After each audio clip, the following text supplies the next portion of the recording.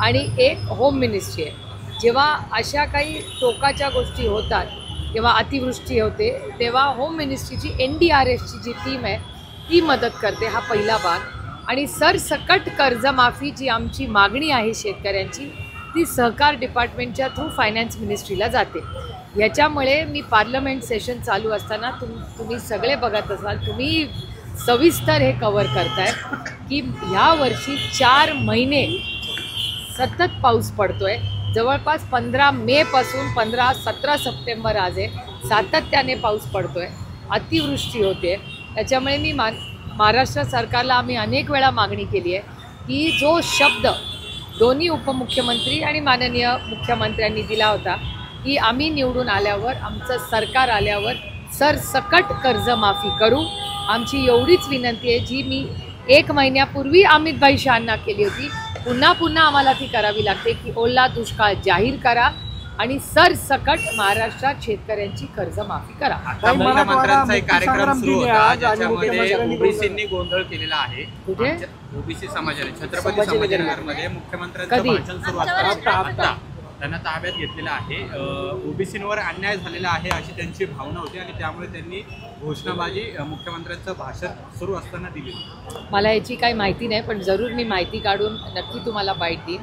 पण ही गोष्ट खरी आहे आणि आपण सगळ्यांनीच मान्य केली पाहिजे की तुमचाही टेलिव्हिजन बघा, वर्तमानपत्रात बघा, या समाजात आपण सगळेच फिरतो.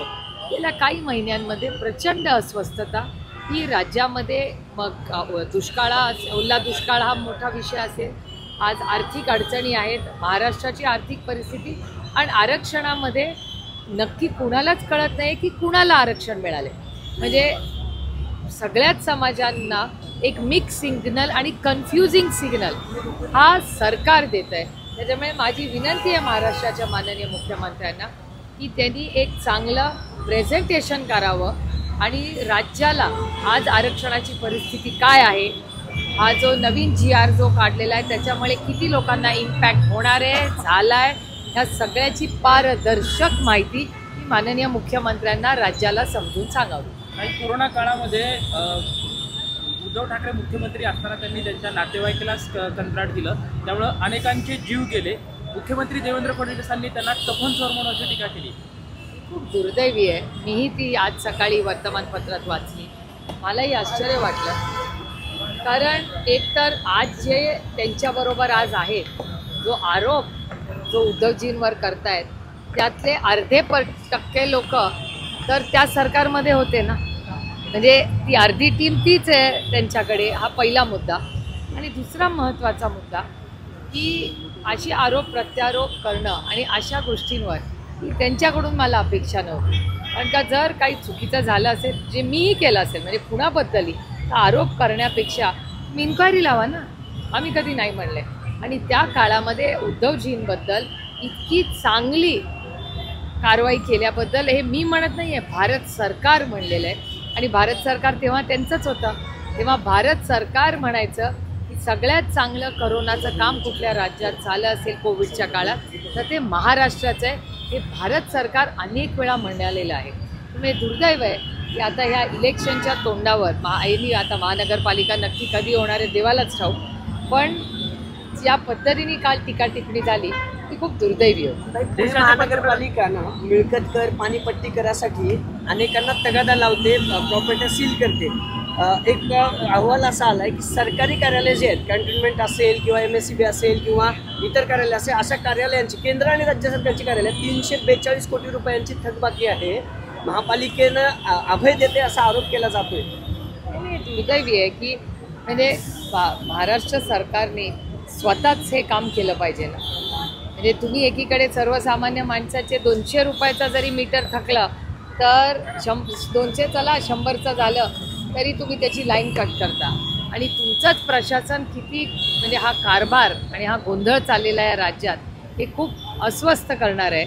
आणि त्याचबरोबर महाराष्ट्राची आर्थिक परिस्थिती एवढी बिकट असतानाही असा हलगर्जीपणा होतोय हेच या सरकारचं अपयश सातत्याने दाखवतं. पालिका निवडणुका जानेवारीपर्यंत घ्या असं कोर्टाने म्हटलंय. खरंच वाटतं का पालिका निवडणुका होतील जानेवारीपर्यंत? मला म्हणजे तुम्हाला खरं सांगू, मला वाटलं होतं दिवाळीपर्यंत. म्हणजे दर 3 महिन्यांनी 6 महिन्यांनी त्या पुढे ढकलल्या जात आहेत. विषय तो नाही, विषय त्याच्यापेक्षा जास्त गंभीर आहे.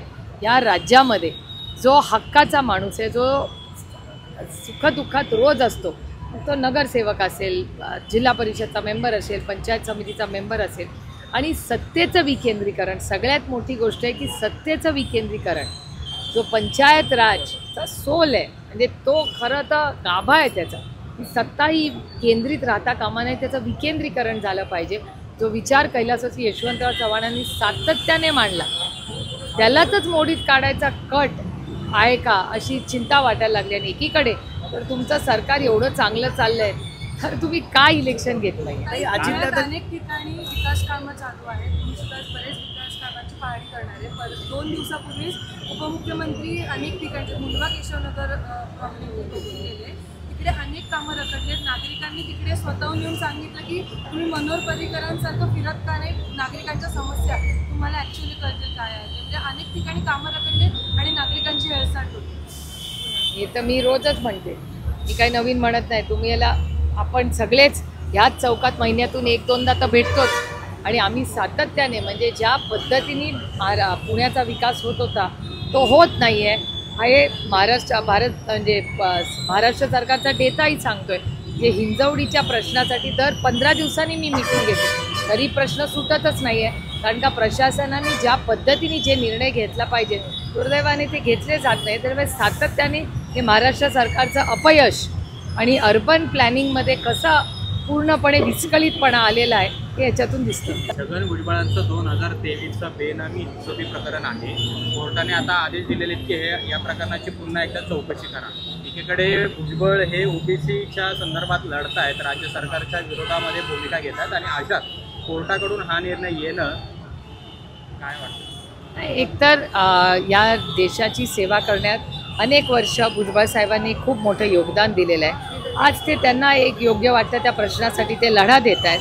आणि मला नाही वाटत भुजबळ साहेब कुणाला घाबरणारपैकी आहे. त्याच्यामुळे मला वाटत नाही की ह्याच्यातून काही भुजबळ साहेबांना काही भीती दाखवायची किंवा काही असं कट कारस्थान नाही. कोर्टाने काय निर्णय घेतला आहे ही ऑर्डर वाचल्याशिवाय बोलणं योग्य राहणार काल नाही. मुंबईत ना भाजपचा मेळावा झाला. मुख्यमंत्र्यांनी त्यात विधान केलं की महायुतीचा, म्हणजे भाजपचाच महापौर बसेल, महायुतीचे लोक सोबत आले नाहीत तरी आम्हीच बसू. त्यावर रोहित पवारांनी ट्विट केलंय की हा सगळा कॉन्फिडन्स कशावरनं आलाय, कारण मुख्यमंत्री 3 महिन्याच्या आधी सांगतायत की भाजपचाच महापौर बसेल, एकनाथ शिंदे आणि अजितदादा यावर काही बोलत नाहीयेत. हा कॉन्फिडन्स जो आहे ना तो इलेक्शन कमिशनमुळे आला असं रोहित पवारांचं टीका केलं. हे दुर्दैव आहे की ज्या भारतामध्ये भारतरत्न डॉक्टर बाबासाहेब आंबेडकरांच्या प्रयत्नातून एक अतिशय उत्तम संविधान दिलं, आणि त्या संविधानामध्ये प्रत्येकाला एकच मत हा अधिकार बाबासाहेबांनी आपल्याला सगळ्यांना दिला. पण आता जे दिसतंय त्याच्यात एकाला 6 मतं पण दिलेली आहे. त्यामुळे हे जे नवीन चाललेलं आहे हे दुर्दैवी आहे. आणि तंत्रज्ञानाच्या काळात, म्हणजे आपण सगळ्यांनी एक फॉर्म भरला तर आपली 0.01 काही चूक झाली, किंवा शेतकऱ्यांनी कर्जमाफीचा फॉर्म भरला तर 1 मिनिटात तो रिजेक्ट होतो. त्याचा इन्शुरन्सचा फॉर्म भरला तो 1 मिनिटात रिजेक्ट होतो. पण मताची नावं 6 राहतात.